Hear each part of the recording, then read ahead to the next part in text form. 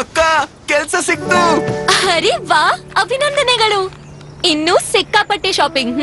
ಹಾ, ಹೊಸ mobile, jeans, jacket. ಒಂದ್ ನಿಮಿಷ ಮಹಾರಾಜರೇ, ಸ್ಯಾಲ್ರಿಗಿಂತ ಮೊದಲು ಖರ್ಚು. ಇನ್ಸ್ಟೆಂಟ್ ಲೋನ್ ಸಿಗುತ್ತಲ್ಲ? ಮೊದಲು ಬಜೆಟ್ ಮಾಡ್ಲು ಕಲಿ, ಆಮೇಲೆ ಖರ್ಚು ಮಾಡು. ಆದ್ರೆ ಅಕ್ಕ, ನೋಡು, ಗಳಿಕೆಯ ಒಂದು ಭಾಗ ಯಾವತ್ತೂ ಉಳಿಸ್ಬೇಕು, ಆದ್ರೆ ಪಾರ್ಟಿ ಕೊಡೋದನ್ನ ತಪ್ಪಿಸೋಕಾಗಲ್ಲ. ಹಾ ಅಕ್ಕ, ಪಾರ್ಟಿ ನಂದು, ಬಜೆಟ್ ನಿಂದು.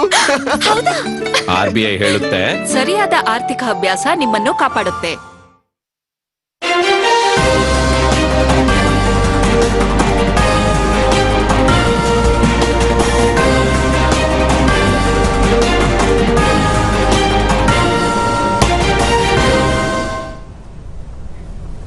ನಮಸ್ಕಾರ. ಮುಖ್ಯಾಂಶಗಳು.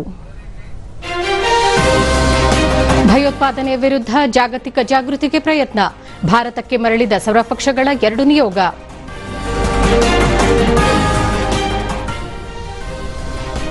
ಈಶಾನ್ಯ ಭಾರತದಲ್ಲಿ ಮುಂದುವರೆದ ಮಳೆ, ಭಾರತೀಯ ಹವಾಮಾನ ಇಲಾಖೆಯಿಂದ orange alert.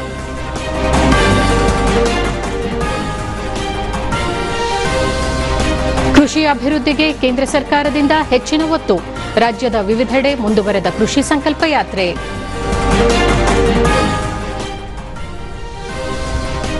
IPL cricket tourney, RCB champion, ಮುಖ್ಯಮಂತ್ರಿ ಸಿದ್ದರಾಮಯ್ಯ ಸೇರಿ ಗಣ್ಯರ ಅಭಿನಂದನೆ. ವಾರ್ತೆಗಳ ವಿವರ. ಭಯೋತ್ಪಾದನೆಯ ವಿರುದ್ಧ ಜಾಗತಿಕ ಮಟ್ಟದಲ್ಲಿ ಅರಿವು ಮೂಡಿಸಲು ತೆರಳಿರುವ 7 ಸರ್ವಪಕ್ಷಗಳ ನಿಯೋಗಗಳಲ್ಲಿ 2 ನಿಯೋಗಗಳು ತಮ್ಮ ಯಶಸ್ವಿ ಭೇಟಿಯನ್ನು ಪೂರ್ಣಗೊಳಿಸಿ ಭಾರತಕ್ಕೆ ಮರಳಿವೆ. ಭೇಟಿಯ ಸಂದರ್ಭದಲ್ಲಿ ನಿಯೋಗಗಳು ವಿದೇಶಿ ನಾಯಕರು, ಹಿರಿಯ ಅಧಿಕಾರಿಗಳು, ಪ್ರಭಾವಿ ಚಿಂತಕರ ಚಾವಡಿಗಳು, ಮಾಧ್ಯಮಗಳು ಮತ್ತು ಭಾರತೀಯ ವಲಸೆಗಾರರೊಂದಿಗೆ ತಮ್ಮ ಅಂತಾರಾಷ್ಟೀಯ ಸಂಪರ್ಕದ ಭಾಗವಾಗಿ ತೊಡಗಿಸಿಕೊಂಡವು. ಡಿಎಂಕೆ ಸಂಸದೆ ಕನಿಮೋಳಿ ನೇತೃತ್ವದ ನಿಯೋಗವು ಸ್ಪೇನ್, ಗ್ರೀಸ್, ಸ್ಲೋವೇನಿಯಾ, ಲಾಟ್ವಿಯಾ ಮತ್ತು ರಷ್ಯಾಕ್ಕೆ 5 ರಾಷ್ಟ್ರಗಳ ಭೇಟಿಯನ್ನು ಪೂರ್ಣಗೊಳಿಸಿದ ನಂತರ ಭಾರತಕ್ಕೆ ಹಿಂತಿರುಗಿದೆ. ಬಿಜೆಪಿ ಸಂಸದ ಬೈಜಯಂತ್ ಪಾಂಡಾ ನೇತೃತ್ವದ ಮತ್ತೊಂದು ಸರ್ವಪಕ್ಷ ನಿಯೋಗವು ವಿವಿಧ ದೇಶಗಳಿಗೆ ತಮ್ಮ ಯಶಸ್ವಿ ಭೇಟಿಯನ್ನು ಮುಗಿಸಿದ ನಂತರ ಇಂದು ಭಾರತಕ್ಕೆ ಹಿಂತಿರುಗಿದೆ. ದೆಹಲಿಗೆ ಹಿಂತಿರುಗಿದ ನಂತರ ನಿಯೋಗವು ವಿದೇಶಾಂಗ ಸಚಿವ ಡಾ ಎಸ್ ಜೈಶಂಕರ್ ಅವರನ್ನು ಭೇಟಿ ಮಾಡಿತು.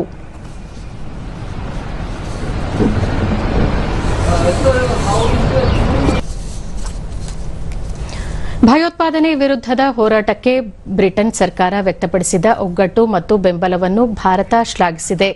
ವಿದೇಶಾಂಗ ಕಾರ್ಯದರ್ಶಿ ವಿಕ್ರಮ್ ಮಿಸ್ರಿ ಅವರು ನಿನ್ನೆ ವಿದೇಶಾಂಗ, ಕಾಮನ್ವೆಲ್ತ್ ಮತ್ತು ಅಭಿವೃದ್ಧಿ ಕಚೇರಿಯಲ್ಲಿ ಖಾಯಂ ಅಧೀನ ಕಾರ್ಯದರ್ಶಿ ಆಲಿವರ್ ರಾಬಿನ್ಸ್ ಅವರೊಂದಿಗಿನ ಸಭೆಯಲ್ಲಿ ಮೆಚ್ಚುಗೆ ವ್ಯಕ್ತಪಡಿಸಿದರು.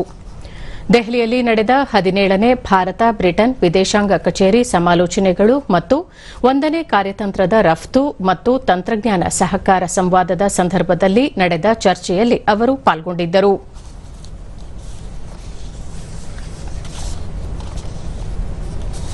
ಸರ್ಕಾರಿ ಯೋಜನೆಗಳನ್ನು ಪ್ರತಿಯೊಬ್ಬರಿಗೂ ತಲುಪಿಸುವ ನಿಟ್ಟಿನಲ್ಲಿ ಸರ್ಕಾರಿ ಅಧಿಕಾರಿಗಳು ಕಾರ್ಯನಿರ್ವಹಿಸಬೇಕು ಎಂದು ರಾಷ್ಟ್ರಪತಿ ದ್ರೌಪದಿ ಮುರ್ಮು ಹೇಳಿದ್ದಾರೆ. ದೆಹಲಿಯಲ್ಲಿ ನಡೆದ 127ನೇ ತರಬೇತಿ ಕಾರ್ಯಕ್ರಮದಲ್ಲಿ ರಾಜ್ಯ ನಾಗರಿಕ ಸೇವೆಗಳ ಅಧಿಕಾರಿಗಳನ್ನುದ್ದೇಶಿಸಿ ಮಾತನಾಡಿದ ಅವರು, ಯೋಜನೆಗಳನ್ನು ಜನರಿಗೆ ತಲುಪಿಸಲು ಅತ್ಯಾಧುನಿಕ ತಂತ್ರಜ್ಞಾನಗಳಾದ ಕೃತಕ ಬುದ್ದಿಮತ್ತೆ, ಇ-ಆಡಳಿತ ಮತ್ತು ಡಿಜಿಟಲ್ ಕಾರ್ಯವಿಧಾನಗಳಲ್ಲಿನ ನಾವೀನ್ಯತೆಗಳನ್ನು ಅಳವಡಿಸಿಕೊಳ್ಳಬೇಕು ಎಂದು ಹೇಳಿದರು. ಡಿಜಿಟಲ್ ಪರಿಕರಗಳು ದಕ್ಷ, ಪಾರದರ್ಶಕ ಮತ್ತು ನಾಗರಿಕ ಸ್ನೇಹಿ ಆಡಳಿತ ವ್ಯವಸ್ಥೆಗಳನ್ನು ನಿರ್ಮಿಸಲು ನೆರವಾಗುತ್ತವೆ. ಪಾರದರ್ಶಕತೆಯನ್ನು ಖಚಿತಪಡಿಸಿಕೊಳ್ಳಲು ಮತ್ತು ಹೊಣೆಗಾರಿಕೆಯನ್ನು ಕಾಪಾಡಿಕೊಳ್ಳುವಂತೆ ಒತ್ತಾಯಿಸಿದರು. ಅಧಿಕಾರಿಗಳ ಕೊಡುಗೆಯನ್ನು ಶ್ಲಾಘಿಸಿದ ರಾಷ್ಟ್ರಪತಿ ದ್ರೌಪದಿ ಮುರ್ಮು, ತಳಮಟ್ಟದ ಜನರ ಯೋಗಕ್ಷೇಮ ಮತ್ತು ಅಭಿವೃದ್ಧಿಯಲ್ಲಿ ಅಧಿಕಾರಿಗಳು ಪ್ರಮುಖ ಪಾತ್ರ ವಹಿಸುತ್ತಾರೆ. ಅಭಿವೃದ್ಧಿ ಹೊಂದಿದ ರಾಷ್ಟ್ರವಾಗಿ ಪರಿವರ್ತನೆಗೊಳ್ಳುವ ಪ್ರಯಾಣದಲ್ಲಿ ಅಂಚಿನಲ್ಲಿರುವ ಮತ್ತು ದುರ್ಬಲ ವರ್ಗಗಳ ಹಿಂದೆ ಉಳಿಯದಂತೆ ಗಮನಹರಿಸಬೇಕಾಗಿದೆ ಎಂದು ತಿಳಿಸಿದರು.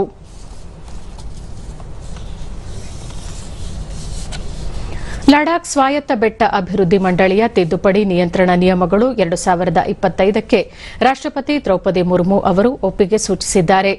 1997ರ ಲಡಾಖ್ ಸ್ವಾಯತ್ತ ಬೆಟ್ಟ ಅಭಿವೃದ್ಧಿ ಮಂಡಳಿ ಕಾಯ್ದೆಯಲ್ಲಿ ಮತ್ತಷ್ಟು ತಿದ್ದುಪಡಿ ತರಲಾಗಿದೆ. ಒಟ್ಟು ಸ್ಥಾನಗಳಲ್ಲಿ 1/3 ಭಾಗವನ್ನು ಮಹಿಳೆಯರಿಗೆ ಮೀಸಲಿಡಲಾಗುತ್ತದೆ. ಲಡಾಖ್ ಸ್ವಾಯತ್ತ ಬೆಟ್ಟ ಮಂಡಳಿಯು ಸಾಮಾನ್ಯ ಮಂಡಳಿಯಲ್ಲಿ 30 ಸದಸ್ಯರನ್ನು ಹೊಂದಿರುವ ಶಾಸನಬದ್ಧ ಸಂಸ್ಥೆಯಾಗಿದ್ದು, ಅವರು ತಮ್ಮ ಲೇಹ್ ಮತ್ತು ಕಾರ್ಗಿಲ್ ಜಿಲ್ಲೆಗಳಲ್ಲಿ ಆಡಳಿತ ನಡೆಸುತ್ತಾರೆ.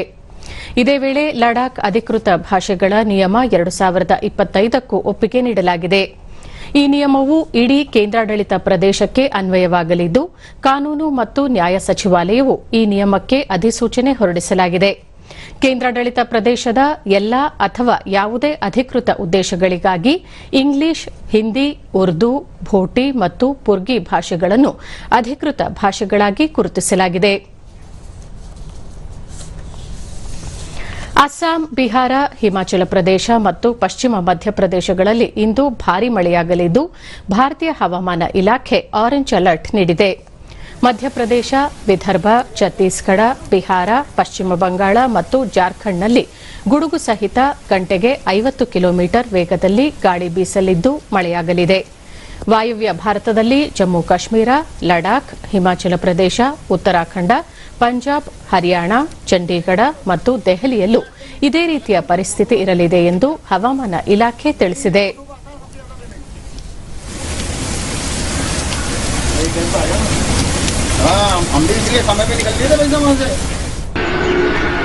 ಸಿಕ್ಕಿಂ, ಲಾಚೆನ್ ಮತ್ತು ಚಾಟೆನ್ನಲ್ಲಿ ಸ್ಥಳಾಂತರಿಸುವ ಪ್ರಕ್ರಿಯೆ ಇಂದು ಬೆಳಗ್ಗೆ ಪುನರಾರಂಭವಾಗಿದೆ. ಇಂದು ಇಂಡಿಯನ್ ಏರ್ಫೋರ್ಸ್ ಮತ್ತು ಎನ್ಡಿಆರ್ಎಫ್ ತಂಡಗಳು 34 ಜನರನ್ನು ಸುರಕ್ಷಿತವಾಗಿ ರಕ್ಷಿಸಿವೆ. ಲಾಚೆನ್ ಮತ್ತು ಚಾಟೆನ್ ನಡುವೆ ಸೇನೆಯು ಒಂದು ಪ್ರಮುಖ ಪಾದಚಾರಿ ಮಾರ್ಗವನ್ನು ಸ್ಥಾಪಿಸಿದ್ದು, ಇಂದು ಚಾಟೆನ್ ಹೆಲಿಪ್ಯಾಡ್ನಿಂದ ವಿಮಾನದ ಮೂಲಕ ರಕ್ಷಣಾ ಕಾರ್ಯಾಚರಣೆ ನಡೆಯಲಿದೆ.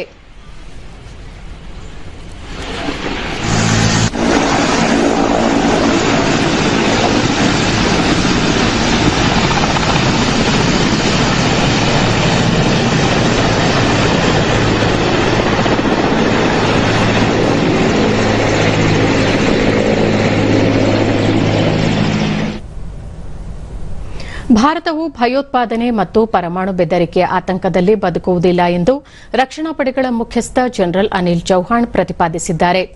ಫುಲೆ ಪುಣೆ ವಿಶ್ವವಿದ್ಯಾಲಯದಲ್ಲಿ ಭವಿಷ್ಯದ ಯುದ್ದಗಳು ಕುರಿತು ಉಪನ್ಯಾಸ ನೀಡಿದ ಅವರು, ಪಾಕಿಸ್ತಾನವು ಪ್ರಾಯೋಜಿತ ಭಯೋತ್ಪಾದನೆಯನ್ನು ನಿಲ್ಲಿಸಬೇಕು, ಪಾಕಿಸ್ತಾನದ ಯುದ್ದವನ್ನು ಇನ್ನು ಮುಂದೆ ಸಹಿಸಲಾಗುವುದಿಲ್ಲ ಎಂದು ಎಚ್ಚರಿಸಿದರು.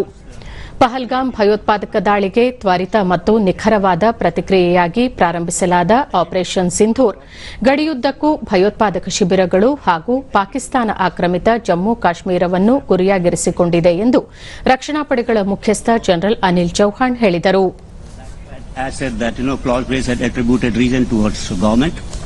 And when Operation Sindoor, as per the government is concerned, is not about retribution. I think it was about drawing its limits of tolerance, thus and no far. So this state-sponsored terrorism from Pakistan had to stop, and Pakistan should not be able to hold hostage India to terror activities. And of course, it was also said that India is not going to live under the shadow of terror and neither nuclear blackmail. ಭಾರತವು ತನ್ನ ಮೊದಲ polar research wellness ಅನ್ನು ಸ್ಥಳೀಯವಾಗಿ ನಿರ್ಮಿಸಲು ಅನುಕೂಲ ಮಾಡಿಕೊಡುವ ಒಪ್ಪಂದಕ್ಕೆ garden rich ship builder ಮತ್ತು ಎಂಜಿನಿಯರ್ಸ್ ಲಿಮಿಟೆಡ್ ಹಾಗೂ ನಾರ್ವೆಯ ಕಾಂಗ್ಸ್ಬರ್ಗ್ ಓಸ್ಲೋ ಸಹಿ ಹಾಕಿವೆ. ನಾರ್ವೆಯ ಓಸ್ಲೋದಲ್ಲಿ ಕೇಂದ್ರ ಬಂದರುಗಳು, ಹಡಗು ಸಾಗಣೆ ಮತ್ತು ಜಲಮಾರ್ಗಗಳ ಸಚಿವ ಸರ್ಬಾನಂದ್ ಸೋನೋವಾಲ್ ಅವರ ಸಮ್ಮುಖದಲ್ಲಿ ಈ ಒಪ್ಪಂದಕ್ಕೆ ಸಹಿ ಹಾಕಲಾಯಿತು. ಈ ಸಂದರ್ಭದಲ್ಲಿ ಸರ್ಬಾನಂದ್ ಸೋನೋವಾಲ್, ಈ ಒಪ್ಪಂದವು ಭರವಸೆ ಮತ್ತು ಪ್ರಗತಿಯ ದಾರಿದೀಪವಾಗಿದ್ದು, ವೈಜ್ಞಾನಿಕ ಪ್ರಗತಿ ಮತ್ತು ಸುಸ್ಥಿರ ಅಭಿವೃದ್ಧಿಗೆ ಭಾರತದ ಅಚಲ ಬದ್ಧತೆಯನ್ನು ಸೂಚಿಸುತ್ತದೆ ಎಂದು ಹೇಳಿದರು.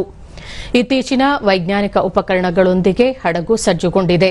ಇದು ಸಂಶೋಧಕರು ಸಾಗರಗಳ ಆಳವನ್ನು ಅನ್ವೇಷಿಸಲು ಮತ್ತು ಸಮುದ್ರ ಪರಿಸರ ವ್ಯವಸ್ಥೆಗಳನ್ನು ಅಧ್ಯಯನ ಮಾಡಲು ಅನುವು ಮಾಡಿಕೊಡುತ್ತದೆ ಎಂದರು. Reach shipbuilders and engineers. This agreement is a testament to the growing ties and close collaboration between Norway and India. ಭಾರತೀಯ ಚುನಾವಣಾ ಆಯೋಗವು ನೂತನ ತಂತ್ರಜ್ಞಾನ ಆಧಾರಿತ ವ್ಯವಸ್ಥೆಯನ್ನು ಪರಿಚಯಿಸುತ್ತಿದ್ದು, ಮತದಾನ ದಿನದ ವೇಳೆ ಅಂದಾಜು ಮತದಾನ ಶೇಕಡಾವಾರು ಪ್ರಮಾಣವನ್ನು ಜನತೆಗೆ ತ್ವರಿತವಾಗಿ ತಲುಪಿಸಲು ಸಿದ್ದವಾಗಿದೆ.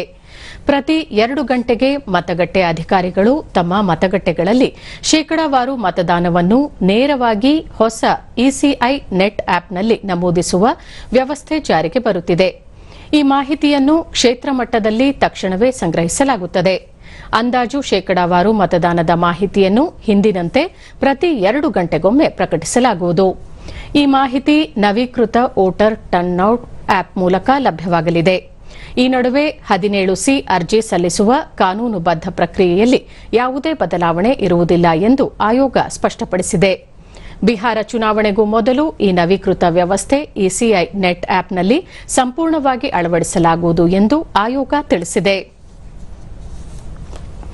ವಾರ್ಷಿಕ 5 ದಿನಗಳ ಹಜ್ ಯಾತ್ರೆ ಇಂದು ಆರಂಭವಾಗಲಿದ್ದು, ಭಾರತ ಸೇರಿದಂತೆ ಪ್ರಪಂಚದಾದ್ಯಂತದ ಲಕ್ಷಾಂತರ ಮುಸ್ಲಿಂ ಬಾಂಧವರು ಪವಿತ್ರ ನಗರವಾದ ಮೆಕ್ಕಾದಿಂದ ಸೌದಿ ಅರೇಬಿಯಾದ ಮೀನಾದಲ್ಲಿ ಸೇರಲು ತಮ್ಮ ಪ್ರಯಾಣವನ್ನು ಪ್ರಾರಂಭಿಸಿದ್ದಾರೆ.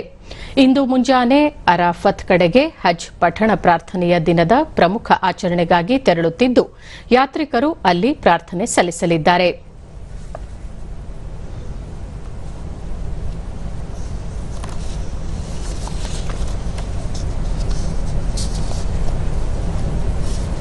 ರಾಜ್ಯ ಸರ್ಕಾರದ ದೆಹಲಿ ವಿಶೇಷ ಪ್ರತಿನಿಧಿ ಟಿಬಿ ಜಯಚಂದ್ರ ನೇತೃತ್ವದಲ್ಲಿ ಭದ್ರಾ ಮೇಲ್ದಂಡೆ ಯೋಜನೆ ಪ್ರಗತಿ ಪರಿಶೀಲನಾ ಸಭೆ ನಿನ್ನೆ ವಿಧಾನಸೌಧದಲ್ಲಿ ನಡೆಯಿತು.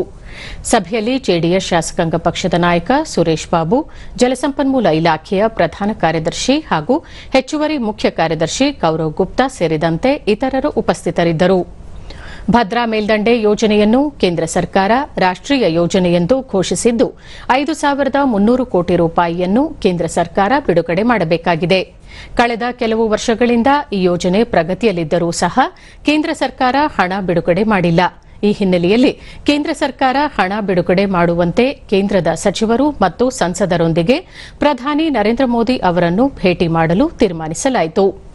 ಈ ಯೋಜನೆಗೆ ಸಂಬಂಧಿಸಿದಂತೆ ಚಿಕ್ಕಮಗಳೂರು ಜಿಲ್ಲೆಯ ಕೆಲವು ತಾಲೂಕುಗಳಲ್ಲಿ ಭೂಸ್ವಾಧೀನ ಪ್ರಕ್ರಿಯೆಗೆ ತೊಡಕುಂಟಾಗಿದೆ. ಶೀಘ್ರದಲ್ಲಿ ಎಲ್ಲಾ ಸಮಸ್ಯೆಗಳನ್ನು ಬಗೆಹರಿಸಿ ರೈತರಿಗೆ ಸೂಕ್ತ ಪರಿಹಾರ ನೀಡಿ ಭೂಸ್ವಾಧೀನ ಪ್ರಕ್ರಿಯೆಯನ್ನು ತ್ವರಿತವಾಗಿ ಪೂರ್ಣಗೊಳಿಸುವಂತೆ ಅಧಿಕಾರಿಗಳಿಗೆ ಸೂಚಿಸಲಾಯಿತು.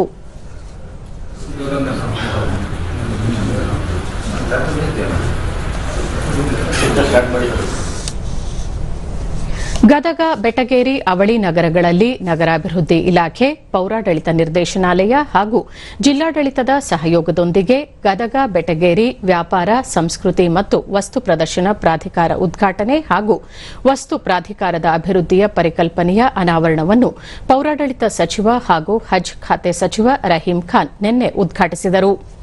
ಕಾರ್ಯಕ್ರಮದಲ್ಲಿ ಕಾನೂನು ಮತ್ತು ಸಂಸದೀಯ ವ್ಯವಹಾರಗಳ ಸಚಿವ ಎಚ್ಕೆ ಪಾಟೀಲ್, ಮಾಜಿ ಶಾಸಕ ಡಿಆರ್ ಪಾಟೀಲ್, ಜಿಲ್ಲಾಧಿಕಾರಿ ಸಿಎನ್ ಶ್ರೀಧರ್, ಮಾಜಿ ಸಂಸದ ಐಜಿ ಸನದಿ ಮತ್ತಿತರರು ಉಪಸ್ಥಿತರಿದ್ದರು. ಇದೇ ವೇಳೆ 500 ಕೋಟಿ ರೂಪಾಯಿ ವೆಚ್ಚದಲ್ಲಿ ನೂತನವಾಗಿ ನಿರ್ಮಿಸಲಿರುವ ಗದಗ ವ್ಯಾಪಾರ, ಸಂಸ್ಕೃತಿ ಮತ್ತು ವಸ್ತು ಪ್ರದರ್ಶನ ಅಭಿವೃದ್ಧಿಯ ಪರಿಕಲ್ಪನೆ ಸಾಕ್ಷ್ಯಚಿತ್ರವನ್ನು ಪ್ರದರ್ಶಿಸಲಾಯಿತು. ಪರಿಸರ ವ್ಯವಸ್ಥೆಗೆ ಮೌಲ್ಯವನ್ನು ಒದಗಿಸಿ ಬಳಿಕ ಸಚಿವ ರಹೀಂ ಖಾನ್ ವ್ಯಾಪಾರ, ಸಂಸ್ಕೃತಿ ಮತ್ತು ವಸ್ತು ಪ್ರದರ್ಶನ ನೀಲನಕ್ಷೆ ಗಮನಿಸಿದರೆ ಒಂದೇ ಸೂರಿನಡಿ ಶಾಪಿಂಗ್ ಮಾಲ್, ತರಕಾರಿ ಮಾರುಕಟ್ಟೆ, ಆಟದ ಮೈದಾನ, ಸಿನಿಮಾ ಮಂದಿರವನ್ನು ಸುಮಾರು 500 ಕೋಟಿ ರೂಪಾಯಿ ವೆಚ್ಚದಲ್ಲಿ ನಿರ್ಮಿಸಲಾಗುತ್ತಿದೆ. ಪ್ರಾಧಿಕಾರದ ವತಿಯಿಂದ ಸಾರ್ವಜನಿಕ ಉದ್ಯಾನವನ ಹಾಗೂ ರಸ್ತೆ ಸೇರಿದಂತೆ ಮೂಲಸೌಕರ್ಯ ಒದಗಿಸಲು ಪೌರಾಡಳಿತ ಇಲಾಖೆಯಿಂದ 100 ಕೋಟಿ ರೂಪಾಯಿ ಪ್ರಸ್ತಾವನೆ ಸಲ್ಲಿಸಿದ್ದು, ಶೀಘ್ರದಲ್ಲೇ ಹಣ ಬಿಡುಗಡೆಗೆ ಕ್ರಮ ಕೈಗೊಳ್ಳಲಾಗುವುದು ಎಂದು ತಿಳಿಸಿದರು. ಬಿಲ್ಡಪ್ ಏರಿಯಾ ಬರಬಹುದು, ಅದ್ರ ಸಲಗೆ ಅವರು ಇದು ಮಾಡಬೇಕಂದ್ರೆ ತುಂಬಾ ಕಷ್ಟ, ಇಂಪಾಸಿಬಲ್ ಕೆಲಸ ಇತ್ತು. ಇದು ಬೇರೆ ಕ್ಷೇತ್ರದಲ್ಲಿ ನೋಡಿದ್ದೇನೆ, ಬೇರೆ ಡಿಸ್ಟ್ರಿಕ್ಟ್ ನಲ್ಲಿ ನೋಡಿದ್ದೇನೆ. ಯಾವುದು ಗೌರ್ಮೆಂಟ್ ಜಾಗ ಇರಲಿ, ಪಬ್ಲಿಕ್ ಪ್ರಾಪರ್ಟಿ ಇರಲಿ, ಅಲ್ಲಿ ಯಾರ್ಯಾರೋ ಬಂದು ಅದು ಎನ್ಕರೇಜ್ಮೆಂಟ್ ಮಾಡಿಬಿಟ್ಟಿದ್ದಾರೆ. ಸಚಿವ ಎಚ್ಕೆ ಪಾಟೀಲ್ 400 ಕೋಟಿ ರೂಪಾಯಿ ವೆಚ್ಚದಲ್ಲಿ ಖಾಸಗಿ ಸಹಭಾಗಿತ್ವದಲ್ಲಿ ಒಂದೇ ಸೂರಿನಡಿ ಹಲವು ವ್ಯಾಪಾರ ಕೇಂದ್ರಗಳ ನಿರ್ಮಾಣದ ಕುರಿತು ನೀಲನಕ್ಷೆ ಸಿದ್ದಪಡಿಸಲಾಗಿದೆ. ಮುಂದಿನ 3 ವರ್ಷಗಳಲ್ಲಿ ಪೂರ್ಣಗೊಳಿಸುವ ಗುರಿ ಹೊಂದಲಾಗಿದೆ ಎಂದು ಹೇಳಿದರು. ಬಹಳ ಜನರನ್ನು ನಾನು ಇಲ್ಲಿ ನೋಡ್ತಾ ಇದ್ದೇನೆ. 19,33,000 ಸ್ಕ್ವೇರ್ ಫೀಟ್ ಬಿಲ್ಟಪ್ ಏರಿಯಾ ಆಗ್ತೈತಿ. ಅದರೊಳಗೆ ನಾವು round it off to 20 lakhs, 20 ಲಕ್ಷಕ್ಕೆ ನಾವು ಅದನ್ನು ತಗೊಂಡ್ವಿ ಅಂದ್ರೆ ಯಾದಗಿರಿ ಜಿಲ್ಲೆಯ ಭೀಮರಾಯನಗುಡಿ ಕೃಷಿ ಮಹಾವಿದ್ಯಾಲಯದಲ್ಲಿ ಮುಂಗಾರು ಹಬ್ಬ, ನೈಸರ್ಗಿಕ ಕೃಷಿ ಕಾರ್ಯಾಗಾರ ಹಾಗೂ ಕೃಷಿ ಪರಿಕರ ಮಾರಾಟಗಾರರಿಗೆ ಕಾನೂನು ಅರಿವು ಕಾರ್ಯಾಗಾರ ನಿನ್ನೆ ನಡೆಯಿತು. ಸಣ್ಣ ಕೈಗಾರಿಕೆ ಮತ್ತು ಸಾರ್ವಜನಿಕ ಉದ್ಯಮಿಗಳ ಸಚಿವ ಹಾಗೂ ಜಿಲ್ಲಾ ಉಸ್ತುವಾರಿ ಸಚಿವ ಶರಣಬಸಪ್ಪ ದರ್ಶನಾಪುರ ಕಾರ್ಯಾಗಾರವನ್ನು ಉದ್ಘಾಟಿಸಿದರು. ಜಿಲ್ಲಾಧಿಕಾರಿ ಡಾ ಬಿ ಸುಶೀಲಾ, ಜಿಲ್ಲಾ ಪಂಚಾಯಿತಿ ಮುಖ್ಯ ಕಾರ್ಯನಿರ್ವಹಣಾಧಿಕಾರಿ ಲವೀಶ್ ಒರಡಿಯಾ, ಕೃಷಿ ವಿಜ್ಞಾನಿಗಳು, ಅಧಿಕಾರಿಗಳು ಹಾಗೂ ಸ್ಥಳೀಯ ರೈತರು ಕಾರ್ಯಾಗಾರದಲ್ಲಿ ಉಪಸ್ಥಿತರಿದ್ದರು.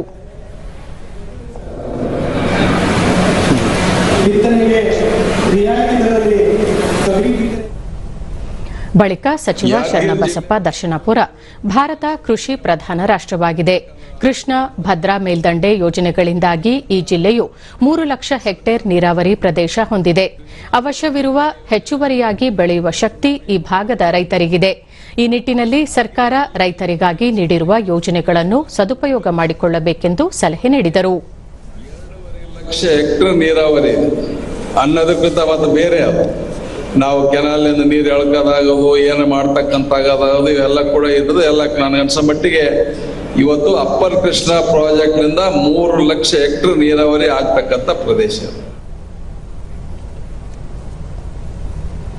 ದಾವಣಗೆರೆ ತಾಲೂಕಿನ ದೊಡ್ಡಬಾತಿ ಗ್ರಾಮದಲ್ಲಿ ನಿನ್ನೆ ವಿಕಸಿತ ಕೃಷಿ ಸಂಕಲ್ಪ ಅಭಿಯಾನಕ್ಕೆ ಗ್ರಾಮ ಪಂಚಾಯಿತಿ ಅಧ್ಯಕ್ಷೆ ಮಂಜುಳಾ ಹನುಮಂತಪ್ಪ ಚಾಲನೆ ನೀಡಿದರು.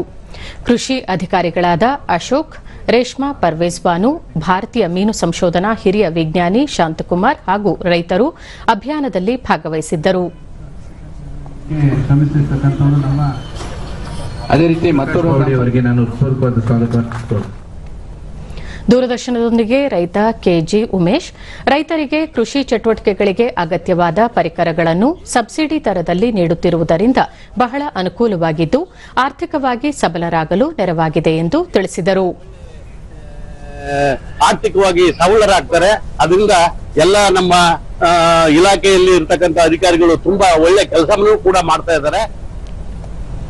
ಎನ್ಆರ್ಎಂಎಲ್ನ ಸ್ವಸಹಾಯ ಸಂಘದ ಸದಸ್ಯೆ ಉದಯ ಭಾಷ್ಕರಿ, ಸ್ವ ಉದ್ಯೋಗ ಮಾಡುತ್ತಿದ್ದು ಕೃಷಿ ಇಲಾಖೆಯಿಂದ 1.5 ಲಕ್ಷ ರೂಪಾಯಿ ಅನುದಾನ ದೊರೆತಿರುವುದು ಅನುಕೂಲವಾಗಿದೆ ಎಂದರು. ಯೂಟ್ಯೂಬ್ ಮತ್ತು ಫೇಸ್ಬುಕ್ ಮತ್ತು ಜಾಲತಾಣಗಳಲ್ಲಿ ಯಾವ ರೀತಿ ನಾವು ಪಬ್ಲಿಷ್ ಮಾಡಬಹುದು, ಯಾವ ರೀತಿ ನಾವು ಅಡ್ವರ್ಟೈಸ್ಮೆಂಟ್ ಮಾಡಿಬಿಟ್ಟು ನಮ್ಮ ಬ್ರ್ಯಾಂಡಿಂಗ್ ಅನ್ನು ಯಾವ ರೀತಿ ಪ್ರಚಾರ ಮಾಡಬೇಕು ಅನ್ನೋದ್ರ ಬಗ್ಗೆ ನಮಗೆ ಚೆನ್ನಾಗಿ ಮಾಹಿತಿಯನ್ನು ತಿಳ್ಕೊಳ್ಳಕ್ಕೆ ಒಳ್ಳೆ ಉತ್ತಮ ವೇದಿಕೆಯನ್ನು ಕೃಷಿ ಇಲಾಖೆಯವರು ನಮಗೆ ಕಲ್ಪಿಸಿರುತ್ತಾರೆ. ಕೃಷಿ ಅಧಿಕಾರಿ ಅಶೋಕ್, ಸಮಗ್ರ ಬೆಳೆಗಳ ಬಗ್ಗೆ ಮಾಹಿತಿ ನೀಡಲು ಕೇಂದ್ರ ಹಾಗೂ ರಾಜ್ಯ ಸರ್ಕಾರಗಳೆರಡೂ ರೈತರ ಮನೆ ಬಾಗಿಲಿಗೆ ಕೃಷಿ ಅಧಿಕಾರಿಗಳನ್ನು ಮತ್ತು ಹಿರಿಯ ವಿಜ್ಞಾನಿಗಳನ್ನು ಕಳುಹಿಸಿಕೊಟ್ಟಿದೆ. ರೈತರು ಇದರ ಸದುಪಯೋಗ ಪಡೆದುಕೊಳ್ಳಬೇಕೆಂದು ಹೇಳಿದರು. ಕೇಂದ್ರ ಸರ್ಕಾರದ ಮಟ್ಟದಲ್ಲಿ, ರಾಜ್ಯ ಸರ್ಕಾರ ಒಂದೇ ಅಲ್ಲ, ಕೇಂದ್ರ ಮಟ್ಟದಲ್ಲೂ ಸಹ ಮೆಕ್ಕೆಜೋಳದಲ್ಲಿ ಮುನ್ಸಜ್ಜೆ ಅನ್ನೋದೊಂದು ಕಳೆ ಇದೆ. ಇದರ ಬಗ್ಗೆ ನಾವು ಕ್ರಮ ವಹಿಸಬೇಕು ಅನ್ನೋದು ಗೊತ್ತಾಗುತ್ತೆ. ಆದ್ರಿಂದ ರೈತ ಬಾಂಧವರು ತಮ್ಮಲ್ಲಿ ಏನು ಪ್ರಮುಖ ಸಮಸ್ಯೆಗಳಿದೆ ಈ ದಿನ ಅದನ್ನ ಚರ್ಚೆ ಮಾಡ್ಕೋಬೇಕು ಅಂತ ಈ ಸಂದರ್ಭದಲ್ಲಿ ಕೇಳ್ತೇನೆ. ಕೃಷಿ ವಿಜ್ಞಾನ ಕೇಂದ್ರದ ವಿಜ್ಞಾನಿ ಬಸವನಗೌಡ, ರೈತರು ಮಣ್ಣು ಪರೀಕ್ಷೆಯ ಜೊತೆಯಲ್ಲಿ ಕಾಲಕಾಲಕ್ಕೆ ತಕ್ಕಂತೆ ತೋಟಕ್ಕೆ ಅವಶ್ಯವಿರುವ ಪೋಷಕಾಂಶಗಳನ್ನು ಹೇಗೆ ಒದಗಿಸಬೇಕು, ಕೀಟನಾಶಕಗಳ ಬಳಕೆ ಬಗ್ಗೆ ರೈತರಿಗೆ ಮಾಹಿತಿ ನೀಡಲಾಯಿತು. ರೈತರು ತಮ್ಮ ಬೆಳೆಗಳ ಫೋಟೋ ಜೊತೆಗೆ ಇಲಾಖೆಗಳನ್ನು ಸಂಪರ್ಕಿಸಿದರೆ ತಕ್ಷಣ ತಜ್ಞರ ಸಹಾಯ ದೊರೆಯಲಿದೆ ಎಂದರು. ಎರಡನೇದು ಸಮಗ್ರ ಪೋಷಕಾಂಶ ನಿರ್ವಹಣೆ ಅಡಿಯಲ್ಲಿ ಅದಕ್ಕೆ ಸಂಯುಕ್ತ ರಾಸಾಯನಿಕ ಗೊಬ್ಬರಗಳಂತ ಸಿಗುತ್ತೆ. 10, 26, 26 ಸಿಗುತ್ತೆ, 17, 17 ಸಿಗುತ್ತೆ, 15, 15 ಸಿಗುತ್ತೆ. 6 ಸಂಯುಕ್ತ ರಾಸಾಯನಿಕ ಗೊಬ್ಬರಗಳನ್ನ 1.5 kg ಮತ್ತೆ ಪೊಟ್ಯಾಶ್ ಗೊಬ್ಬರ ಕೊಡ್ಲೇಬೇಕು ತೆಂಗಿಗೆ. ಯಾಕೆ ನೀವು ಪೊಟ್ಯಾಶ್ ಗೊಬ್ಬರ ಕೊಡ್ಲಿಲ್ಲ ಅಂತಂದ್ರೆ ಇಳುವರಿನೂ ಬರೋದಿಲ್ಲ, ಕಾಯಿನೂ ಸಹ ತೂಕ ಆಗೋದಿಲ್ಲ. ರೇಷ್ಮಾ ಪರ್ವೇಜ್ ಬಾನು, ಕೇಂದ್ರ ಸರ್ಕಾರ ಕೃಷಿ ಯೋಜನೆಗಳ ಅಡಿಯಲ್ಲಿ ತೋಟಗಾರಿಕಾ ಬೆಳೆಗಳಿಗೆ ಸಹಾಯಧನ ನೀಡುತ್ತಿದೆ. ರೈತರು ಇದರ ಸದುಪಯೋಗ ಪಡೆದುಕೊಳ್ಳಬೇಕೆಂದು ಮಾಹಿತಿ ನೀಡಿದರು. ಅದೇ ರೀತಿಯಾಗಿ ನಮ್ಮ ರಾಷ್ಟ್ರೀಯ ಕೃಷಿ ವಿಕಾಸ ಯೋಜನೆ ಅಡಿಯಲ್ಲಿ ಕೃಷಿ ಹೊಂಡ ಅಂತಂದ್ರೆ 2 ಲಕ್ಷದಿಂದ ಹಿಡಿದುಕೊಂಡು 4 ಲಕ್ಷದವರೆಗೂ ನೀವು ದೊಡ್ಡದಾದ ಕೆರೆಗಳನ್ನ ನಿರ್ಮಾಣ ಮಾಡಿಕೊಂಡ್ರೆ ನಮ್ಮ ಇಲಾಖೆಯಿಂದ ಸಹಾಯಧನದ ಸೌಲಭ್ಯ ಇದೆ. ಸಹಾಯಕ ಕೃಷಿ ಅಧಿಕಾರಿ ಶ್ರೀಧರ್, ಮುಂಗಾರು ಹಂಗಾಮಿನಲ್ಲಿ ಬೆಳೆ ಬೆಳೆಯಲು ರೈತರಿಗೆ ತಾಂತ್ರಿಕ ಸಲಹೆ ನೀಡುವುದಲ್ಲದೆ ತಮ್ಮದೇ ಬೆಳೆಯ ಸಮೀಕ್ಷೆ ಮಾಡಿಕೊಳ್ಳಲು ಸಹ ತರಬೇತಿ ನೀಡಲಾಗುತ್ತದೆ ಎಂದು ತಿಳಿಸಿದರು. ನಿಮಗೆ ಗೊತ್ತಿದ್ದ ಹಾಗೆ ಮೊದಲಿಗೆ ಮುಂಗಾರಿನಲ್ಲಿ ಬೆಳೆ ಹಾಕಿದ ನಂತರ ಬೆಳೆ ಸಮೀಕ್ಷೆ ಸ್ಟಾರ್ಟ್ ಆಗುತ್ತೆ. ರೈತರೇ ಅದನ್ನ ಹೊಲಗಳಲ್ಲಿ ತಾವೇ ಅದನ್ನ ನಮ್ಮ ಬೆಳೆ ನಮ್ಮ ಹಕ್ಕು ಅಂತ ಹೇಳಿ ತಾವೇ ಅದನ್ನ ನಾವು ಏನ್ ಬೆಳೆದಿರ್ತೀವಿ ಫೋಟೋ ಮುಖಾಂತರ ದಾಖಲೀಕರಣ ಮಾಡಕ್ಕೆ 1 ತಿಂಗಳು ಅವಕಾಶ ಕೊಟ್ಟಿರುತ್ತೆ. ಕೇಂದ್ರ ಸರ್ಕಾರದ ಕೃಷಿ ಮತ್ತು ರೈತರ ಕಲ್ಯಾಣ ಇಲಾಖೆ, ಬೆಂಗಳೂರು ಕೃಷಿ ವಿಶ್ವವಿದ್ಯಾಲಯ, ಕಂದಲಿಯ ಐಸಿಎಆರ್ ಕೃಷಿ ವಿಜ್ಞಾನ ಕೇಂದ್ರ, ಕೃಷಿ ಹಾಗೂ ಕೃಷಿ ಸಂಬಂಧಿತ ಇಲಾಖೆಗಳ ಸಹಯೋಗದಲ್ಲಿ ವಿಕಸಿತ ಕೃಷಿ ಸಂಕಲ್ಪ ಅಭಿಯಾನ ನಿನ್ನೆ ಹಾಸನ ಜಿಲ್ಲೆಯ ಆಲೂರು ತಾಲೂಕಿನ ಪಾಳ್ಯ ಹೋಬಳಿಯ ಸುತ್ತಮುತ್ತಲ ಗ್ರಾಮಗಳಲ್ಲಿ ಹಮ್ಮಿಕೊಳ್ಳಲಾಗಿತ್ತು. ಸಹಾಯಕ ಕೃಷಿ ನಿರ್ದೇಶಕ ರಮೇಶ್ ಕುಮಾರ್ ಕಾರ್ಯಕ್ರಮ ಉದ್ಘಾಟಿಸಿದರು. ವಿವಿಧ ಗ್ರಾಮಗಳ ರೈತರು, ರೈತ ಮಹಿಳೆಯರು, ಕೃಷಿ ವಿಜ್ಞಾನಿಗಳು, ಅಧಿಕಾರಿಗಳು ಕಾರ್ಯಕ್ರಮದಲ್ಲಿ ಭಾಗವಹಿಸಿದ್ದರು.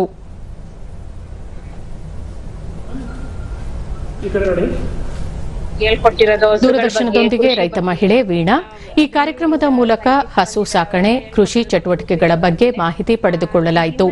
ಇಂತಹ ಕಾರ್ಯಕ್ರಮಗಳು ಇನ್ನೂ ಹೆಚ್ಚು ಹೆಚ್ಚು ನಡೆಯಬೇಕು. ಕೇಂದ್ರ ಸರ್ಕಾರಕ್ಕೆ ಧನ್ಯವಾದ ತಿಳಿಸುವುದಾಗಿ ಹೇಳಿದರು. ಇದರಿಂದ ನಮಗೆ ತುಂಬಾ ಅನುಕೂಲ ಆಗಿದೆ. ಇಂಥ ಕಾರ್ಯಕ್ರಮಗಳು ಇನ್ನೂ ಹೆಚ್ಚು ನಡೀಲಿ, ಎಲ್ಲಾ ರೈತರಿಗೂ ಒಳ್ಳೆ ಮಾಹಿತಿ ತಲುಪಲಿ.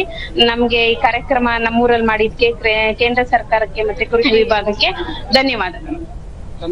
ರೈತ ಮಂಜನಾಯ್ಕ್ ಜೋಳ, ರಾಗಿ ಬೆಳೆಗಳು ಹಾಗೂ ಎಮ್ಮೆ, ಕೋಳಿ ಸಾಕಣೆ ಬಗ್ಗೆ ಕೃಷಿ ವಿಜ್ಞಾನಿಗಳು ಮಾಹಿತಿ ನೀಡಿದರು. ಇದರಿಂದ ಬಹಳ ಅನುಕೂಲವಾಯಿತು ಎಂದರು. ಅದರಿಂದ ಮಾಡ್ತೀವಿ. ಸಾಹೇಬ್ರ ಮೂಲಕ ಏನ್ ಹೇಳ್ತೀವಿ ಅದನ್ನ ಅವರು ಬಂದು ನಮಗೆ ಮಾಹಿತಿ ಅವ್ರನ್ನ ಕೇಳಿ ನಾವು ಏನ್ ಮಾಡ್ಬೇಕು, ನಮ್ಮ ರೈತರಲ್ಲಿ ಏನ್ ತಗೋಬೇಕು, ಏನ್ ಮಾಡ್ಬೇಕು ಅನ್ನೋ ಒಂದು ಸದೃಢತೆ ಅವರಿಗೆ ಅವರಿಂದ ನಾವು ಪಡ್ಕೊಂಡು ನಾವು ರಿಯಾಯಿತಿ ಮಾಡ್ಕೊಂಡು ನಾವು ಮಾಡ್ತೀವಿ. ಮತ್ತೋರ್ವ ರೈತ ಕುಮಾರ ನಾಯಕ್ 2 ಎಕರೆ ಜಮೀನಿನಲ್ಲಿ ಶುಂಠಿ, ಮೆಕ್ಕೆಜೋಳ ಬೆಳೆಯಲಾಗುತ್ತಿದೆ.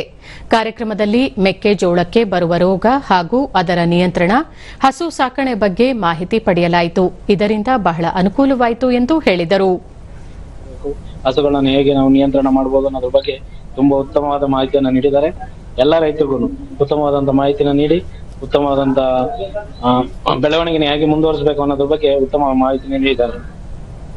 ಕೃಷಿ ವಿಜ್ಞಾನಿ ಡಾಕ್ಟರ್ ಸತೀಶ್ ಗೌಡ ಸಿಎಸ್ ಅಭಿಯಾನದಲ್ಲಿ ಪಶುಸಂಗೋಪನೆ, ಮೀನುಗಾರಿಕೆ, ಹೈನುಗಾರಿಕೆ ಹಾಗೂ ಸಮಗ್ರ ಕೃಷಿಯ ಬಗ್ಗೆ ರೈತರಿಗೆ ಮಾಹಿತಿ ನೀಡಲಾಯಿತು ಎಂದರು.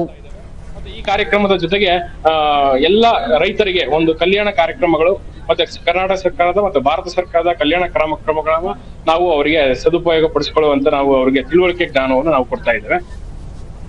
ಇನ್ನೋರ್ವ ಕೃಷಿ ವಿಜ್ಞಾನಿ ಡಾಕ್ಟರ್ ಡೇವಿಡ್ ಜಾನುವಾರುಗಳಿಗೆ ಸಮತೋಲನ ಆಹಾರ, ಪೋಷಕಾಂಶಗಳು ಮತ್ತು ವಿವಿಧ ಮೇವಿನ ಬೆಳೆಗಳ ಬಗ್ಗೆ ರೈತರಿಗೆ ತಿಳುವಳಿಕೆ ನೀಡಲಾಯಿತು ಎಂದು ತಿಳಿಸಿದರು.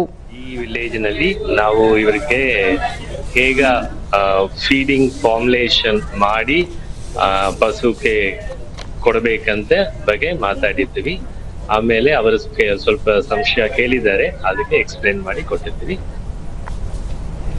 ಸೆನ್ಸೆಕ್ಸ್ ಮುಂಬೈ ಷೇರು ಮಾರುಕಟ್ಟೆಯಲ್ಲಿಂದು ಷೇರು ಸಂವೇದಿ ಸೂಚ್ಯಂಕ ಸೆನ್ಸೆಕ್ಸ್ ಆರಂಭಿಕ ವಹಿವಾಟಿನಲ್ಲಿ 230 ಅಂಕಗಳ ಏರಿಕೆಯ ನಂತರ 80,967ರಲ್ಲಿತ್ತು.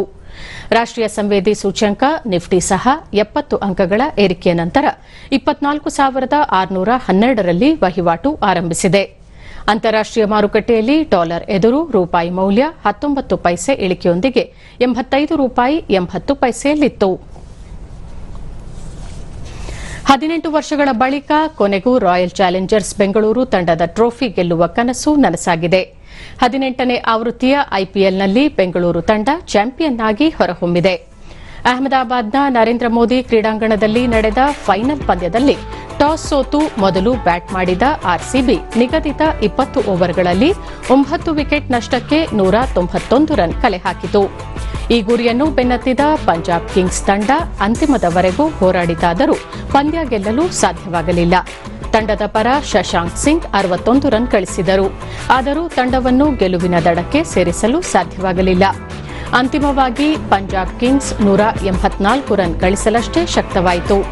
ಇದರೊಂದಿಗೆ 6 ರನ್ಗಳಿಂದ ಸೋಲು ಕಂಡಿತು. ಮತ್ತೊಂದೆಡೆ 18 ವರ್ಷಗಳ ನಂತರ ಬೆಂಗಳೂರು ತಂಡ ಟ್ರೋಫಿ ಎತ್ತಿ ಹಿಡಿಯಿತು. ಪಂದ್ಯದಲ್ಲಿ ಟಾಸ್ ಗೆದ್ದ ಪಂಜಾಬ್ ಕಿಂಗ್ಸ್ ಮೊದಲು ಬೌಲಿಂಗ್ ಆಯ್ಕೆ ಮಾಡಿಕೊಂಡು ರಾಯಲ್ ಚಾಲೆಂಜರ್ಸ್ ಬೆಂಗಳೂರು ತಂಡವನ್ನು ಬ್ಯಾಟಿಂಗ್ಗೆ ಆಹ್ವಾನಿಸಿತು. ಆರಂಭದಲ್ಲಿ 56 ರನ್ಗಳಿಗೆ 2 ವಿಕೆಟ್ ಕಳೆದುಕೊಂಡು ಸಂಕಷ್ಟಕ್ಕೆ ಸಿಲುಕಿದ್ದ ರಾಯಲ್ ಚಾಲೆಂಜರ್ಸ್ ಬೆಂಗಳೂರು ತಂಡ ಬಳಿಕ ಪುಟಿದೆದ್ದಿತು. Virat Kohli 43 run, Mayank Agarwal 24 run, Rajat Patidar 26, Liam Livingstone 25, Jitesh Sharma 24 ಮತ್ತು ರೊಮಾರಿಯೋ ಶೆಫರ್ಡ್ ಅವರ 17 ರನ್ಗಳ ನೆರವಿನಿಂದ 191 ರನ್ ಕಲೆ ಹಾಕಿತು. ಇದಕ್ಕೂ ಮೊದಲು 3 ಬಾರಿ 2009, 2011 ಮತ್ತು 2016ರಲ್ಲಿ ಫೈನಲ್ಗೆ ಅರ್ಹತೆ ಪಡೆದಿದ್ದ ಆರ್ಸಿಬಿ ಕಪ್ ಗೆಲ್ಲಲು ಸಾಧ್ಯವಾಗಿರಲಿಲ್ಲ. ಈ 3 ಫೈನಲ್ ಕದನದಲ್ಲಿ Deccan chargers, Chennai super kings ಮತ್ತು ಸನ್ರೈಸರ್ಸ್ ಹೈದರಾಬಾದ್ ವಿರುದ್ಧ ಸೋತು ರನ್ನರ್ ಅಪ್ ಆಗಿತ್ತು. 9 ವರ್ಷಗಳ ನಂತರ ಮತ್ತೆ ಫೈನಲ್ಗೆ ತಲುಪಿದ ಆರ್ಸಿಬಿ ಅಂತಿಮವಾಗಿ ಕಪ್ ಎತ್ತಿ ಹಿಡಿದಿದೆ. ಮತ್ತೊಂದೆಡೆ 11 ವರ್ಷಗಳ ನಂತರ ಐಪಿಎಲ್ ಫೈನಲ್ಗೆ ತಲುಪಿದ ಪಂಜಾಬ್ ಕಿಂಗ್ಸ್ ತಂಡಕ್ಕೆ ಮತ್ತೊಮ್ಮೆ ನಿರಾಸೆ ಮೂಡಿದೆ. ಟೂರ್ನಿಯುದ್ದಕ್ಕೂ ಅದ್ಭುತ ಪ್ರದರ್ಶನ ನೀಡಿದ್ದ ತಂಡವು ಫೈನಲ್ನಲ್ಲಿ ಸೋಲನುಭವಿಸಿದೆ. ಆರ್ಸಿಬಿ ತಂಡ ಪಂದ್ಯವನ್ನು ಗೆಲ್ಲುತ್ತಿದ್ದಂತೆ ವಿರಾಟ್ ಕೊಹ್ಲಿ ಭಾವುಕರಾದರು.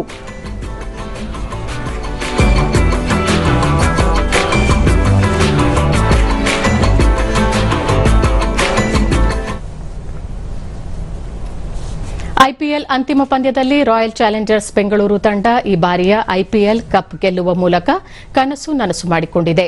ಆರ್ಸಿಬಿ ಗೆಲುವಿನ ನಗೆ ಬೀರುತ್ತಿದ್ದಂತೆ ಅಭಿಮಾನಿಗಳ ಸಂಭ್ರಮ ಸಹ ಮುಗಿಲು ಮುಟ್ಟಿತ್ತು. ಬೆಂಗಳೂರು, ಹುಬ್ಬಳ್ಳಿ, ಕಲಬುರಗಿ, ಶಿವಮೊಗ್ಗ ಸೇರಿದಂತೆ ರಾಜ್ಯಾದ್ಯಂತ ಆರ್ಸಿಬಿ ಅಭಿಮಾನಿಗಳು ಪಟಾಕಿ ಸಿಡಿಸಿ ಸಿಹಿ ಹಂಚಿ ಸಂಭ್ರಮಿಸಿದರು. ಹಲವೆಡೆ ಜಮಾವಣೆಗೊಂಡ ಸಾವಿರಾರು ಅಭಿಮಾನಿಗಳು ಕುಣಿದು ಕುಪ್ಪಳಿಸಿದರು. ಆರ್ಸಿಬಿ ಪರ ಜೈಕಾರದ ಘೋಷಣೆಗಳು ಮೊಳಗಿದವು.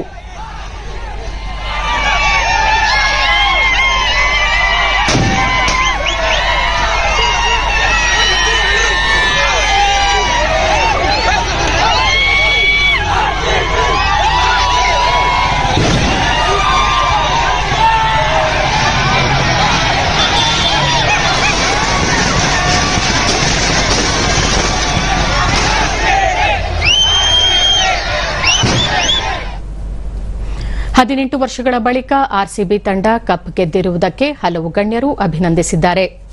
ರಾಜ್ಯಪಾಲ ಥಾವರ್ಚಂದ್ ಗೆಹ್ಲೋಟ್ ಸಾಮಾಜಿಕ ಜಾಲತಾಣದಲ್ಲಿ ಐಪಿಎಲ್ ಪಂದ್ಯಾವಳಿಯಲ್ಲಿ ಅತ್ಯುತ್ತಮ ಪ್ರದರ್ಶನ ನೀಡಿದ ಆರ್ಸಿಬಿ ತಂಡಕ್ಕೆ ಹಾಗೂ ಅಭಿಮಾನಿಗಳಿಗೆ ಹೃತ್ಪೂರ್ವಕ ಅಭಿನಂದನೆಗಳು. ಧೈರ್ಯ ಮತ್ತು ಉತ್ಸಾಹವನ್ನು ಪ್ರದರ್ಶಿಸುವ ಮೂಲಕ ಗಮನಾರ್ಹ ಗೆಲುವಿನ ನಗೆ ಬೀರಿದೆ. ಮುಂದಿನ ಪ್ರಯಾಣದಲ್ಲಿ ಆರ್ಸಿಬಿ ಯಶಸ್ಸು ಮುಂದುವರಿಯಲಿ ಎಂದು ಹಾರೈಸುತ್ತೇನೆ ಎಂದಿದ್ದಾರೆ. ಕೇಂದ್ರ ಆಹಾರ ಮತ್ತು ನಾಗರಿಕ ಸರಬರಾಜು ಖಾತೆ ಸಚಿವ ಪ್ರಹ್ಲಾದ್ ಜೋಶಿ ಸಾಮಾಜಿಕ ಜಾಲತಾಣದಲ್ಲಿ ಐಪಿಎಲ್ ಫೈನಲ್ ಪಂದ್ಯಾವಳಿಯಲ್ಲಿ ಚೊಚ್ಚಲ ಗೆಲುವು ಸಾಧಿಸುವ ಮೂಲಕ ಮೊಟ್ಟ ಮೊದಲ ಬಾರಿಗೆ ಐಪಿಎಲ್ ಟ್ರೋಫಿ ಗೆದ್ದಿರುವುದು ನಮ್ಮ ಹೆಮ್ಮೆ ಮತ್ತು ಸಂತಸದ ಕ್ಷಣ. ಈ ಗೆಲುವನ್ನು ಸಂಭ್ರಮಿಸೋಣ. ಆರ್ಸಿಬಿ ತಂಡದ ಎಲ್ಲಾ ಆಟಗಾರರಿಗೆ ಅಭಿನಂದನೆಗಳು ಎಂದು ತಿಳಿಸಿದ್ದಾರೆ.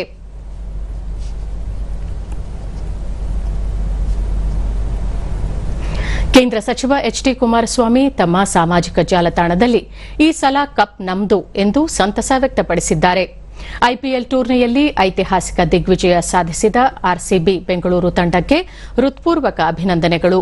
6.5 ಕೋಟಿ ಕನ್ನಡಿಗರ ಕನಸನ್ನು ನನಸು ಮಾಡಿದ ಪಾಟೀದಾರ್ ಪಡೆಯ ಶ್ರೇಷ್ಠ ಕ್ರಿಕೆಟ್ ಕನ್ನಡಿಗರು ಮಾತ್ರವಲ್ಲದೆ ಇಡೀ ಜಗತ್ತಿನ ಕ್ರಿಕೆಟ್ ಪ್ರೇಮಿಗಳ ಮನಸೂರೆಗೊಂಡಿದೆ.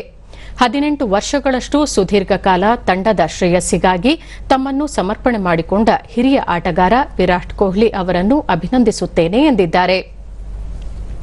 ಮುಖ್ಯಮಂತ್ರಿ ಸಿದ್ದರಾಮಯ್ಯ ಐಪಿಎಲ್ ಫೈನಲ್ ಪಂದ್ಯದಲ್ಲಿ ಪಂಜಾಬ್ ತಂಡವನ್ನು ಮಣಿಸಿ ಕಪ್ ಮುಡಿಗೇರಿಸಿಕೊಂಡ ಆರ್ಸಿಬಿ ತಂಡಕ್ಕೆ ಅಭಿನಂದನೆಗಳು. ಇಡೀ ಪಂದ್ಯಾವಳಿಯಲ್ಲಿ ಒಂದು ತಂಡವಾಗಿ ಸಂಘಟಿತ ಪ್ರದರ್ಶನ ನೀಡುವ ಮೂಲಕ ಕೋಟ್ಯಾಂತರ ಅಭಿಮಾನಿಗಳ ಕನಸನ್ನು ಈ ದಿನ ಆರ್ಸಿಬಿ ತಂಡ ನನಸಾಗಿಸಿದೆ ಎಂದು ಹೇಳಿದ್ದಾರೆ. ಆರ್ಸಿಬಿಯ ಈ ವಿಜಯದಲ್ಲಿ ವಿರಾಟ್ ಕೊಹ್ಲಿಯ 18 ವರ್ಷಗಳ ಕಾಲದ ತಪಸ್ಸಿದೆ, ನಿಷ್ಠೆ, ಬದ್ಧತೆ ಇದೆ. ಎಲ್ಲ ವಿಭಾಗದಲ್ಲೂ ಆರ್ಸಿಬಿ ಪ್ರತಿ ಆಟಗಾರರು ಚಾಂಪಿಯನ್ ಪ್ರದರ್ಶನ ನೀಡಿದ್ದಾರೆ ಎನ್ನುವುದರಲ್ಲಿ ಅನುಮಾನವೇ ಇಲ್ಲ ಎಂದು ಮೆಚ್ಚುಗೆ ವ್ಯಕ್ತಪಡಿಸಿದ್ದಾರೆ. ಉಪಮುಖ್ಯಮಂತ್ರಿ ಡಿಕೆ ಶಿವಕುಮಾರ್ ಟಿ20 ಫೈನಲ್ ಪಂದ್ಯದಲ್ಲಿ ಪಂಜಾಬ್ ಕಿಂಗ್ಸ್ ಮಣಿಸಿ ಐಪಿಎಲ್ ಟ್ರೋಫಿ ಗೆದ್ದ ರಾಯಲ್ ಚಾಲೆಂಜರ್ಸ್ ಬೆಂಗಳೂರು ತಂಡಕ್ಕೆ ಅಭಿನಂದನೆ ಸಲ್ಲಿಸಿದ್ದಾರೆ. 18 ವರ್ಷಗಳ ಕನಸು ನನಸಾಗಿದೆ. ಶುಭ ಗಳಿಗೆಗಾಗಿ ಇಡೀ ಕರ್ನಾಟಕ ಹಂಬಲಿಸಿತ್ತು. ಇದು ಈಗ ಸಾಕಾರಗೊಂಡಿದೆ ಎಂದಿದ್ದಾರೆ. ಕೊನೆಯಲ್ಲಿ ಮತ್ತೊಮ್ಮೆ ಮುಖ್ಯಾಂಶಗಳು. ಭಯೋತ್ಪಾದನೆ ವಿರುದ್ಧ ಜಾಗತಿಕ ಜಾಗೃತಿಗೆ ಪ್ರಯತ್ನ. ಭಾರತಕ್ಕೆ ಮರಳಿದ ಸರ್ವಪಕ್ಷಗಳ 2 ನಿಯೋಗ.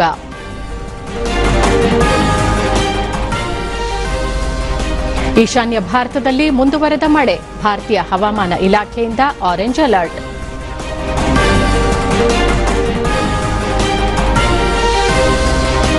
ಕೃಷಿ ಅಭಿವೃದ್ಧಿಗೆ ಕೇಂದ್ರ ಸರ್ಕಾರದಿಂದ ಹೆಚ್ಚಿನ ಒತ್ತು. ರಾಜ್ಯದ ವಿವಿಧೆಡೆ ಮುಂದುವರೆದ ಕೃಷಿ ಸಂಕಲ್ಪ ಯಾತ್ರೆ.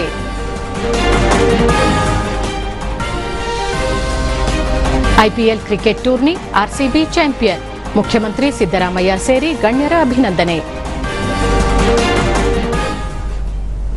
ನಮ್ಮ ವಾರ್ತಾ ಪ್ರಸಾರವನ್ನು ನೀವು ಡಿಡಿ ಚಂದನ ನ್ಯೂಸ್ ಯೂಟ್ಯೂಬ್, ಎಕ್ಸ್ ಖಾತೆ, ಫೇಸ್ಬುಕ್ ಹಾಗೂ ಇನ್ಸ್ಟಾಗ್ರಾಂನಲ್ಲೂ ವೀಕ್ಷಿಸಬಹುದು. ನಮ್ಮ ಮುಂದಿನ ವಾರ್ತಾ ಪ್ರಸಾರ ಮಧ್ಯಾಹ್ನ 1 ಗಂಟೆಗೆ. ನಮಸ್ಕಾರ.